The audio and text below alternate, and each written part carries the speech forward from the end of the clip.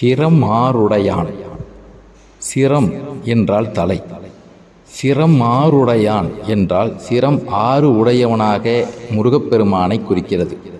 அதுவே சிரம் மாறு உடையவன், அதாவது தலை மாறுபட்ட தோற்றத்தை உடையது, அதாவது மாறுபட்ட சிரத்தை உடையவன் என விநாயகப் பெருமானை குறிக்கிறது.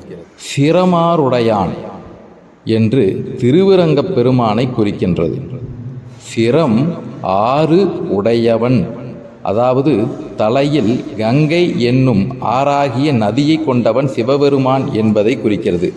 இவ்வாறாக சிரம் 6 உடையான் என்ற ஒரு சொல்லை கொண்டு செய்குதம்பி பாவலர் அவர்கள் இவ்வாறான ஒரு சிறப்பான விளக்கத்தை அளித்துள்ளார்.